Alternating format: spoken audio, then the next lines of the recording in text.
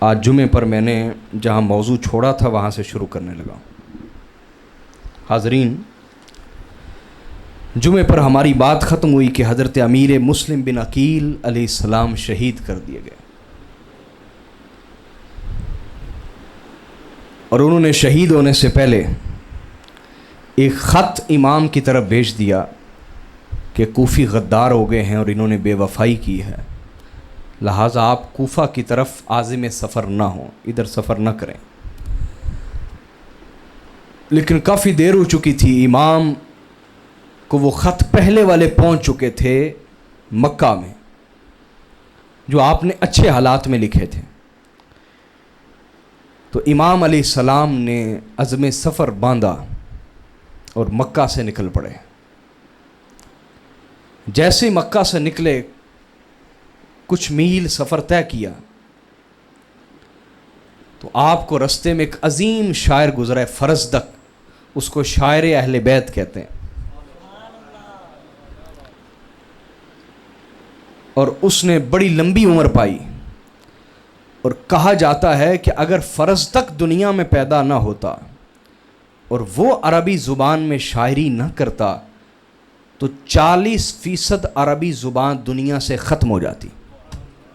اتنا بڑا وہ شاعر ہے فرزدق، اور شاعر اہل بیت تھا، اور علل اعلان اہل بیت کے فضائل بیان کرتا تھا. وہ بنو امیہ کے دور میں آپ ان 2 ٹکے کے مولویوں سے ڈرتے ہیں جو خود اپنے گھروں میں بیویوں سے ڈرتے ہیں، آپ ان سے ڈرتے ہیں، اور ذکر علی کرنے سے ڈرتے ہیں کہ یہ مولوی ہم پہ فتویٰ نہ لگا دیں آپ شیعہ ہو گئے ہیں، یہ مولوی ہم پہ فتویٰ نہ لگا دیں آپ یہ ہو گئے ہیں، یہ مولوی ہم پہ فتویٰ نہ لگا دیں یہ ہو گئے. ارے فرزدق کی طرف دیکھو، بنو امیہ کی حکومت کے ہوتے ہوئے کہ جب ان کے پاس ہر طرح کے اختیارات موجود ہیں، بادشاہت ہے، کاٹ کھانے والی ملوکیت ہے، اور وہ کسی کو قتل کر دیں مار دیں کوئی ان کو پوچھنے والا نہیں، اس کے باوجود جو فرزدق ہے وہ علل اعلان فضائل اہل بیت بیان کرتا ہے. لہٰذا آپ کو فرزدق سے سیکھنا چاہیے. اگر آپ کے حوصلے کمزور ہو گئے ہیں اور آپ بزدلوں میں سے ہو گئے تو پھر فرزدق سے سیکھیے. تو فرزدق آ رہا ہے اور امام جا رہے ہیں، وہ ملا، اس نے آپ کے ہاتھوں کو چوما، سلام عرض کیا. آپ نے پوچھا کہاں سے آ رہے؟ اس نے کہا جی میں عراق سے حضور آ رہا ہوں. کوفہ بھی وہیں ہے نا، دارالحکومت تھا عراق کا. کہا کہاں سے آ رہے ہو؟ کہا جی عراق سے. تو آپ نے فرمایا کہ وہاں کے لوگوں کا کیا حال ہے؟ اس نے کہا امام قلوبہم معک و سیوفہم علیک، عراق والوں کا حال یہ ہے کہ ان کے دل آپ کے ساتھ ہیں اور تلواریں آپ کے خلاف ہیں. اور ایک روایت میں اس نے کہا قلوبہم معک و سیوفہم ببنی امیہ، مع بنی امیہ. اس نے کہا کہ دل تو آپ کے ساتھ ہیں لیکن تلواریں بنو امیہ کے ساتھ ہیں، تلواریں بنو امیہ کے ساتھ ہیں، آپ ادھر کا رخ مت کیجیے. تو آپ نے فرمایا اس وقت مسئلہ بے وفائی کا نہیں ہے، اس وقت مسئلہ بے وفائی کا، مسئلہ قیام حق کا ہے کہ حق کو قائم کرنا ہے. مسئلہ قیام حق کی دعوت کا ہے کہ مجھے دعوت دی گئی ہے کہ آپ آئیں اور خلافت راشدہ کو دوبارہ سے زندہ کریں. کلمہ حق کو بلند کرنے کا وقت ہے، اور مجھے بار بار دعوت دی گئی ہے اور خطوط بھیجے گئے. آپ کو بار بار عرض کی گئی کہ حضور ان کی بے وفائی تو معروف ہے کہ وہ بے وفا لوگ ہیں، انہوں نے آپ کے بابا حیدر کرار سے بے وفائی کی، آپ سے بھی کریں گے. تو آپ نے فرمایا مجھے بے وفائی کا ڈر نہیں ہے، مجھے ڈر اس بات کا ہے کہ اگر میں اس حالت میں اللہ سے ملا کہ میں نے حق کو قائم کرنے کے لیے کوئی محنت نہ کی، ظلم و جبر و بربریت کے خلاف جنگ نہ کی، اور شریعت مصطفیٰ کے احیاء اور اس کو زندہ کرنے کے لیے میں نے اپنی تلوار نہ نکالی، اور اسلام کی قدروں کو دوبارہ سے زندہ کرنے کے لیے اور بحال کرنے کے لیے حسین میدان میں نہ آیا تو میں اپنے رب کو کیا جواب دوں گا؟ میں اپنے نانا مصطفیٰ کو کیا جواب دوں گا؟ لہذا اس وقت معاملہ بے وفائی کا نہیں ہے، معاملہ بے وفائی کا ایک وہم یا بے وفائی کا ایک خوف، اس کی وجہ سے میں اپنے مقصد سے پیچھے نہیں ہٹ سکتا۔ بے وفائی ہوئی نہیں، ہو سکتی ہے، ایک امکان اور پاسبلٹی کی بنیاد کے اوپر حسین اپنے مقصد سے پیچھے نہیں ہٹ سکتے۔ انہوں نے مجھے خطوط بھیجے کہ آپ آئیں، ہم آپ کے ہاتھ پر بیعت کریں گے، ہم آپ کے ساتھ اٹھیں گے، چلیں گے، جہاد کریں گے، ظلم کے خاتمے کے لیے آپ کے خلاف کھڑے ہوں گے، حق کو قائم کرنے کے لیے، باطل کو مٹانے کے لیے، اور خلاف دے راستہ کو دوبارہ زندہ کرنے کے لیے، اور اسلام کے خلافت کے نظام کو دوبارہ سے سنت کے مطابق کرنے کے لیے۔ آپ نے فرمایا مجھ پر فرض ہے کہ میں قیام کروں، مجھ پر فرض ہے کہ میں بولیے۔ ایک چیز سمجھے، دو لفظوں میں فرق کیا ہے؟ خروج اور قیام میں فرق ہوتا ہے۔ میری بات سمجھ آئی؟ اگر کوئی خلیفہ راشد کے خلاف تلوار نکالے تو اسے خروج اور بغاوت کہتے ہیں، اور اگر کوئی ظالم کے خلاف کھڑا ہو جائے تو اسے قیام کہتے ہیں۔ میری بات سمجھ آئی یا نہیں آئی؟ جنگ جمل میں اور جنگ صفین میں جو لوگ مولا علی کے خلاف آئے ان کا عمل خروج کہلاتا ہے۔ میری بات سمجھ آئی یا نہیں آئی؟ اور امام حسین جو یزید کے خلاف اٹھے، اس کو خروج نہیں شرعی طور پر کہا جاتا، اس کو قیام کہا جاتا۔ اس کو کیا کہتے ہیں؟ بولیے۔ حق کے لیے قیام کرنا، اس کو خروج نہیں کہتے، کیونکہ خروج خلیفہ عادل کے خلاف ہوتا ہے، بغاوت خلیفہ عادل کے خلاف ہوتی۔ ظالم کے خلاف بغاوت نہیں، ظالم کے سامنے کلمہ حق بلند کرنا ہوتا ہے، اور یہ جو نکلنا ہے اس کو قیام کہتے ہیں۔ اس کو کیا کہتے ہیں؟ اور میرے آقا صلی اللہ علیہ وسلم سے پوچھا گیا یا رسول اللہ سب سے افضل جہاد کیا ہے؟ حضور نے فرمایا کلمۃ الحق عند سلطان جائر۔ حضور نے ارشاد فرمایا کلمۃ الحق عند سلطان جائر، فرمایا ظالم حکمران کے سامنے کلمہ حق بلند کرنا یہ سب سے افضل جہاد ہے، یہ سب سے افضل۔ میری بات آپ سمجھے؟ تو اس کو قیام امام کہیں گے، اس کو خروج نہیں کہیں گے۔ میری بات اتنی سمجھ گئی یا نہیں؟ تو امام نکل پڑے۔ جمعے پہ بھی میں نے اس کا جواب دیا تھا۔ کچھ لوگوں نے کہا کہ جب سارے صحابہ نے یزید کو مان لیا تھا تو معاذ اللہ استغفر اللہ امام کو کیا پڑی تھی کہ انہوں نے اپنی جان خطرے میں ڈالی اور معاذ اللہ اپنی جان ایسے ہی گوا دی۔ یہ لکھے الفاظ میں ان لوگوں کے نام لوں تو آگ لگ جائے گی جنہوں نے کتابوں میں یہ الفاظ لکھے ہوئے ہیں کہ حسین علیہ السلام اپنے خونی ایک گمنڈ معاذ اللہ اور اپنے خاندانی ایک تعصب کی وجہ سے اپنی جان گوا بیٹھے۔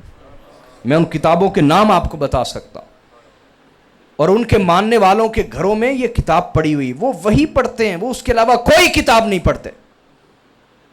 ذرا سوچو یار، کربلا سے لے کر بلکہ صفین، مولا علی کی جنگ صفین سے لے کر آج تک ہر کوئی اہل بیت کے بارے فیصلہ کرتا ہے کہ اہل بیت صحیح ہیں یا غلط ہیں۔ یہی اس امت کی موت ہے کہ جس امت کو کہا گیا، رسول اللہ نے فرمایا میں تم میں دو چیزیں چھوڑ کے جا رہا ہوں، قرآن اور اہل بیت۔ ما ان تمسکتم بہما لن تضلوا، اگر تم نے قرآن اور اہل بیت کو تھامے رکھا تم کبھی گمراہ نہیں ہوگے۔ اور یہ عجیب امت ہے کہ یہ ہر دور میں اہل بیت کے بارے فیصلہ کرتی کہ اہل بیت غلط تھے یا غلط نہیں تھے۔ حاضرین، اپنے ایمان کی فکر کیجئے اور اپنی نسلوں کی ایمان کی فکر کیجئے۔ یا تو آپ اسلام سے ہی بیزار ہیں، پھر میں آپ کا کیا کروں؟ دعا کر سکتا ہوں، رو سکتا ہوں آپ کے لیے۔ اور اگر آپ اسلام کو اپنا فخر سمجھتے ہیں، مسلمان ہونے کو اپنا فخر سمجھتے ہیں، اسلام کو سب سے بڑی سعادت سمجھتے ہیں، تو پھر جان لیں کہ اسلام اس طرح کا رکھیں جس طرح کا اسلام پیغمبر اسلام نے دیا ہے. جس طرح کا اسلام بولیے. اور پیغمبر اسلام آپ کو دو چیزوں کے حوالے کر گئے ہیں، قرآن اور اہل بیت. ان کو دیکھ کر کسی کو حق اور باطل سمجھے، ان کو دیکھ کر دوستی یاری بنایا کریں. جو قرآن اور اہل بیت کو مانے اس سے دوستی ہو، اس سے بولیے. اور جو قرآن اور اہل بیت کو نہ مانے اس سے دوستی. یار ایک ملنگ نے صحیح نہیں کہا، چنگا لگ دے علی والا. آئے ہائے، واہ واہ. میں کبھی اداس بیٹھا ہوں تو میں یہ اس کا قصیدہ لگا لیتا ہوں. ہاں جی، چنگا لگدا ہے علی والا، سونا لگدا ہے علی والا. دیکھو نا، وہ اپنے خون کی طہارت پیش کر رہا ہے، اپنے خون کی طہارت پیش کر رہا ہے کہ دیکھو مجھے علی والے اچھے لگتے ہیں. سمجھے بات یا نہیں؟ تو جن لوگوں نے کہا کہ جب سارے صحابہ یزید کی بیعت پر قائم ہو چکے سوائے 3 کے، عبداللہ ابن عمر کے، عبداللہ ابن عباس کے، عبداللہ ابن زبیر کے رضی اللہ تعالیٰ عنہم اجمعین، تو امام حسین کو کیا تھا؟ اس کو سمجھئے. 2 چیزوں میں فرق جانیے، ایک ہوتا ہے رخصت، ایک ہوتی ہے عزیمت. ٹھیک ہے؟ ایک ہے رخصت اور ایک ہے رخصت. چھوٹ کو کہتے ہیں کہ اگر شریعت نے کوئی چھوٹ دی ہے تو چھوٹ اویل کر لی جائے. مثال دینے لگا ہوں، اگر جان خطرے میں ہو، جان خطرے میں ہو تو شریعت نے چھوٹ دی ہے کہ اگر آپ اندر سے ایمان پر قائم ہیں، اندر سے ایمان پر، اور اگر آپ کو اتنی سزائیں دی گئی ہیں، اذیتیں دی گئی ہیں کہ آپ کی بس ہو گئی ہے، تو آپ اپنی جان چھڑا سکتے ہیں. اچھا ایسے نہیں چھڑا سکتے. کچھ لوگ کہتے ہیں عمار ابن یاسر نے کلمہ کفر بول دیا تھا. یہی بات امام احمد بن حنبل کو جب کہی گئی تو آپ نے نفرین بھیجی ایسے لوگوں پر، کہا پھٹکارو ایسے لوگوں پر، یہ عمار ابن یاسر پر تہمت لگاتے ہیں. کیا عمار ابن یاسر رضی اللہ تعالیٰ عنہ، جن کے بارے میرے نبی نے فرمایا کہ عمار پاؤں کے ناخن سے لے کر سر کے بالوں تک ایمان ہی ایمان ہے، عمار ابن یاسر، وہ معمولی سی دھمکی کے اوپر کلمہ کفر کہہ گئے ہوں گے؟ امام احمد بن حنبل نے فرمایا نا، عمار ابن یاسر نے کیا کیا ظلم نہ سہا، کیا کیا تکلیف برداشت نہ کی، کہ ان کے سامنے ان کی ماں حضرت سمیہ جو اسلام کی سب سے پہلی شہیدہ ہیں، ابو جہل نے ان کی ایک ٹانگ کو ایک اونٹ کے ساتھ باندھا اور دوسری ٹانگ کو دوسرے اونٹ کے ساتھ باندھا، اور دونوں اونٹوں کو مخالف سمت میں بھگا دیا، جس سے ان کا جسم چر کے 2 حصے ہو گیا. اتنا ظلم سہا لیکن عمار محمد مصطفیٰ سے پیچھے نہیں ہٹے. ان کے باپ یاسر نے ان کی گود میں شہادت پائی، عمار پیچھے نہیں ہٹے. حضرت عمار کو پتھریلی زمین میں گڑا کھود کے یہاں تک دفن کر دیا جاتا تھا. زمین میں صرف سر باہر ہوتا، پتھریلی زمین میں دفن کر دیا جاتا. سارا دن چلچلاتی دھوپ میں یہ عذاب سہے لیکن حضور سے پیچھے نہیں ہٹے. میری بات سمجھے؟ یہاں تک کہ ابو جہل نے لوہا گرم کر کے ان کے جسم کو جلانا شروع کر دیا. درد کی انتہا اور تکلیف میں جب ہوش باقی نہ رہا، اس وقت منہ سے کلمہ کفر نکلا. جب نکل گیا تو ابو جہل نے چھوڑ دیا، روتے ہوئے رسول اللہ کی بارگاہ میں آ گئے. حضور میں بے ایمان ہو گیا. حضور نے فرمایا کیسے؟ کہا حضور یہ ہوا. کہا دل سے تو نہیں کہا نا میرے عمار؟ کہا حضور دل سے کیسے کہہ سکتا ہوں، دل تو ایمان سے بھرا ہوا تھا. حضور نے فرمایا پھر عمار پھر کچھ بھی نہیں گیا. حضرت امام احمد بن حنبل نے فرمایا جن لوگوں کو ایک تھپڑ بھی نہ لگے، جن لوگوں کی گردن کے اوپر تلوار بھی نہ رکھی جائے، جن لوگوں کی کھوپڑی کے اوپر کوئی پستول بھی نہ رکھا جائے، انہیں مارا بھی نہ جائے، 2 دن جیل بھی نہ سہنی پڑے، اور وہ جان بچانے کے لیے کلمہ کفر بولے اور نام عمار ابن یاسر کا لیں، پھٹکار ہے ایسے لوگوں کے اوپر. میری بات سمجھے؟ پھر بھی جو ان کے منہ سے نکل گیا اس کو رخصت کہتے ہیں. کیا کہتے ہیں؟ چھوٹ. رخصت. رخصت، چھوٹ. ایک مقام اس سے بھی بہت بڑا ہے. ایک مقام اس سے بھی بہت بڑا ہے. وہ کیا؟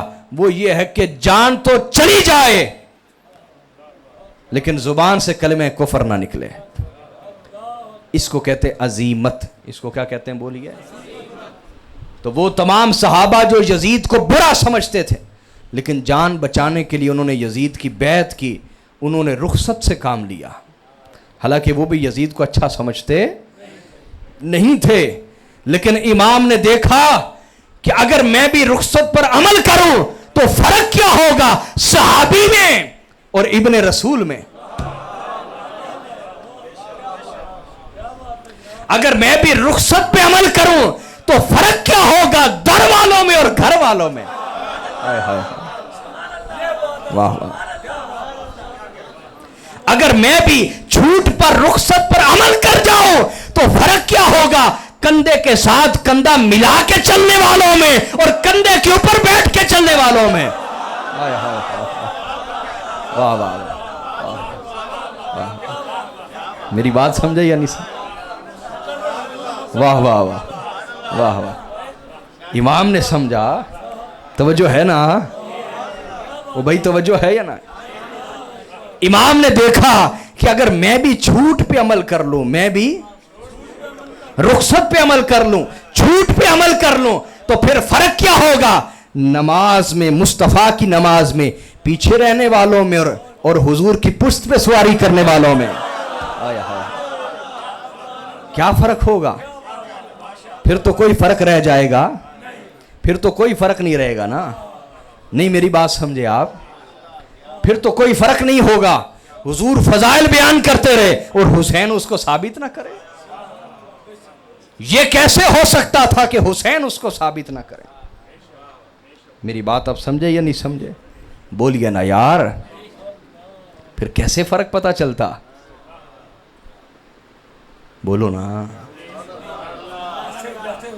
اگر حسین بھی جھوٹ پر عمل کر جاتے تو پھر فرق نہ رہتا مصطفیٰ کو سونگنے والوں میں اور جن کو مصطفیٰ سونگتے تھے ان میں. آئے ہائے ہائے. بھائی صحابہ وہ تھے جو حضور کی خوشبو سونگتے تھے، اہل بیت وہ ہیں جن کو حضور سونگتے تھے. آئے ہائے آئے ہائے. واہ واہ واہ واہ. میری بات آپ سمجھے یا نہیں سمجھے؟ میں نے ایک نقطہ ادھار کیا ہوا ہے کہ میرے نبی نے فرمایا الحسن والحسین ہما ریحانتا یا من الدنیا. حضور نے فرمایا حسن و حسین دنیا میں میرے دو پھول ہیں. یہ میرا ادھار ہے. میں نے اس پہ بڑی تفصیل کسی دن کلام کرنا ہے. میں نے کام کر کے رکھا ہوا ہے. ایسا کلام ہے جو نہ کسی کتاب سے ملے گا نہ کسی کی تقریر اور درس سے ملے گا آپ کو.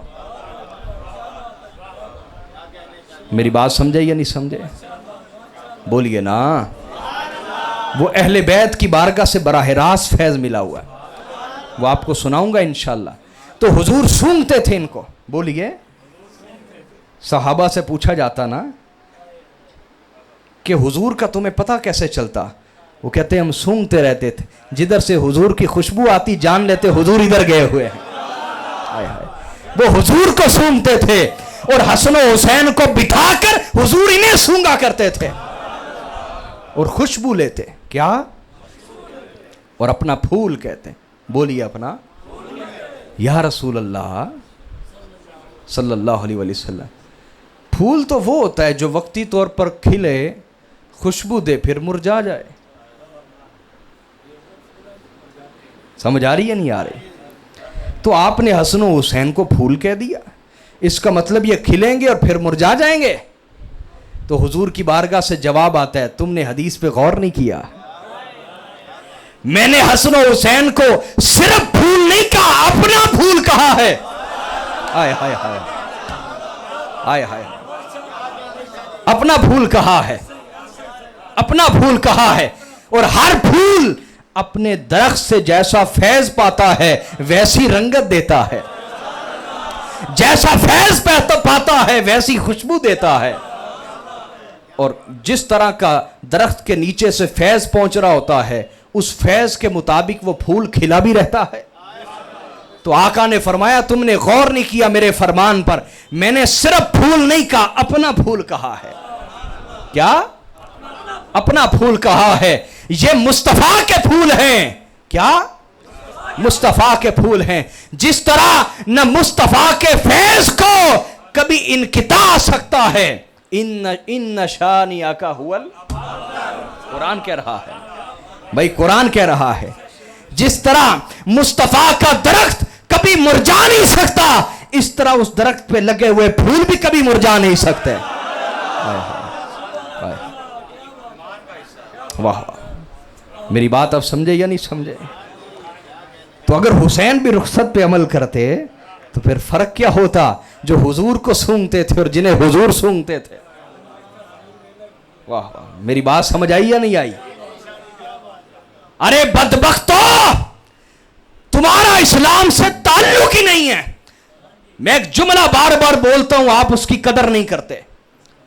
تاریخ اٹھا کے دیکھیے, ایسے لوگ رہے ہیں جن کا عقیدہ تھا کہ اگر ہم کافر رہے تو ہم اسلام کو زیادہ نقصان نہیں پہنچا سکتے, اور اگر ہم مسلمان بنے تو اسلام کو زیادہ نقصان پہنچا سکتے ہیں. یہ لوگ ہر دور میں رہے ہیں, یہ لوگ ہر دور میں رہے ہیں. میری بات سمجھ آ رہی ہے یا نہیں آ رہی؟ تو جنہوں نے کہہ دیا ایک طرف سارے صحابہ تھے, ایک طرف تنہا حسین, سچائی کدھر ہے؟ ارے بدبخت, حسین یہی تو بتانا چاہتے تھے. اگر میں بھی سب کی طرف ہو کر ڈر جاتا اور یزید سے ڈر جاتا, اپنی جان کی پرواہ کرتا, جھوٹ اور رخصت پہ عمل کر لیتا, تو فرق کیا رہتا ہے جنتیوں میں اور جنت کے سرداروں میں؟ کیا فرق ہوتا؟ کیا فرق ہوتا؟ میری بات سمجھ آئیے. اور میں یہاں سلام پیش کرتا ہوں حضرت پیر نصیر الدین نصیر گیلانی کو. انہوں نے کہا, اس وقت کو سامنے لائے نا, کہا یزید وقت کے آگے کھڑے ہیں سب خاموش. یزید وقت کے آگے کھڑے ہیں سب خاموش, حسین ہی جو چلائے تو کوئی بات چلے. آئے ہائے, یزید وقت کے آگے, یزید وقت کے آگے کھڑے ہیں سب خاموش, حسین ہی جو چلائے تو کوئی بات چلے. آئے ہائے ہائے, واہ واہ. یہ کون کہہ رہا تھا؟ یہ حق کہہ رہا تھا. یہ حق رو رو کے کہہ رہا تھا, دین محمدی رو رو کے کہہ رہا تھا کہ یزید وقت کے آگے تو سب کھڑے ہیں خاموش, حسین ہی جو چلائے تو کوئی بات چلے. یہ حق رو رو کے فریاد کر رہا تھا. میری بات اب سمجھے یا نہیں سمجھے؟ بولیے نا. ارے بھائی, کبھی غور کیا ہے کوئی مر رہا ہو نا اور ڈاکٹرز کہہ دیں کہ اس کو خون کی ضرورت ہے, تو ایسے ہی کوئی منہ اٹھا کے جائے تو ڈاکٹر اس کا خون نہیں لگا دیتے. وہ کیا کرتے ہیں, اس کا بھی خون لیتے ہیں, اس کا بھی لیتے ہیں, کراس میچ کرتے ہیں. کیا کرتے ہیں؟ کراس میچ کرتے ہیں. جس کا نہ ہو کہتے نہیں, آپ نہیں, آپ نہیں, آپ نہیں, آپ نہیں, آپ نہیں. جس کا کراس میچ ہو جائے وہ کہتے آپ خون دیں گے تو اس کی جان بچ سکتی ہے.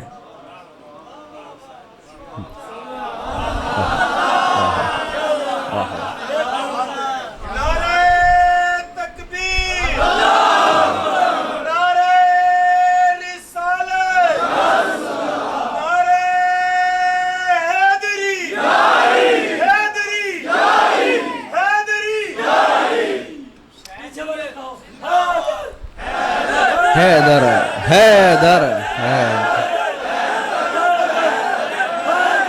حیدر حیدر حیدر.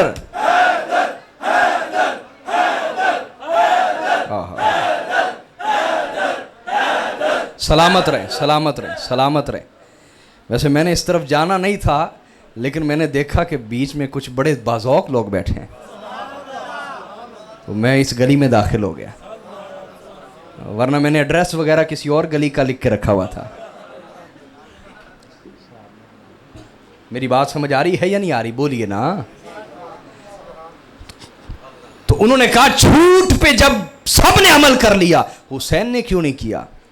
ہم نے کہا بھائی ہر ایک نے اپنا خون چیک کروایا کہ میرا خون اسلام سے ملتا ہے یا نہیں ملتا. چیک کس نے کیا؟ جس نے خود سب کا خون بنایا ہے. میری بات سمجھ آ رہی ہے یا نہیں آ رہی؟ لہذا ہر ایک کا خون چیک ہوتا رہا. جس کا خون میچ نہیں کیا اس کو پیچھے کرتا گیا خدا. اور جب آل محمد کا خون اسلام کے ساتھ کراس میچ کیا گیا تو خون مل گیا. وجہ یہ ہے کہ اسلام اور آل محمد یہ ایک ہی اصل سے ہیں. یہ بولیے ایک ہی اصل سے ہیں. لہذا حسین ابن علی کا خون قبول کر لیا گیا. حاضرین اگر حسین بھی رخصت پر عمل کرتے کائنات میں کوئی بھی کبھی بھی کسی بھی زمانے میں عظیمت پہ عمل نہ کرتا. ہر کوئی یہ کہتا کہ اگر نبی کی اولاد نے جھوٹ پہ عمل کر لیا تو ہم کیوں نہیں جھوٹ پہ عمل کر سکتے. یہ ایک حجت تھی جو امام نے کائنات کے اوپر تمام کر دی. قیامت تک آنے والی انسانیت کو حوصلہ دے گئے حسین کہ تم نے ظلم کے خلاف کھڑا ہونا ہے. تمہارے پاس اسباب نہیں کوئی بات نہیں. تمہارے پاس بہت بڑا لشکر نہیں کوئی بات نہیں. تمہارے پاس وسائل نہیں کوئی بات نہیں. تمہیں ایک ہی چیز کی ضرورت ہے اور وہ عشق آل محمد ہے. وہ ہے تو تمہارے پاس ہر طرح کا اسلحہ ہے. تم وقت کے فرعون اور یزید سے ٹکرا سکتے ہو. سمجھ گئے بات یا نہیں؟ تو امام نے عظیمت والے حالات کی سازگاری اور ناسازی کو نہیں دیکھا.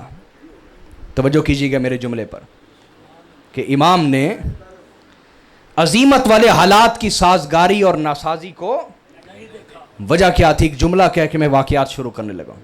قبلہ شاہ جی امام نے اتنے تھوڑے ہونے کے باوجود حالات کی سازگاری اور ناسازی کو نہیں دیکھا. یا رخصت کیا ہے؟ رخصت یہ کہ آپ انتظار میں بیٹھ جائیں کدی حالات چنگے ہوں گے تو ٹھیک ہے. یہ رخصت ہے. عظیمت کیا ہے؟ ٹکرا جانا، جنون، عشق، جذبہ. سمجھ آ رہی ہے؟ اب توجہ کیجئے. تو امام نے حالات کی سازگاری اور حالات کی ناسازی کو پیش نظر نہیں رکھا. کیوں؟ کیونکہ امام طاقت کو حق نہیں سمجھتے تھے، حق کو طاقت سمجھتے تھے. میری بات سمجھے یا نہیں؟ امام طاقت کو حق نہیں سمجھتے تھے بلکہ حق کو طاقت سمجھتے تھے. اس لیے امام میدان میں آئے.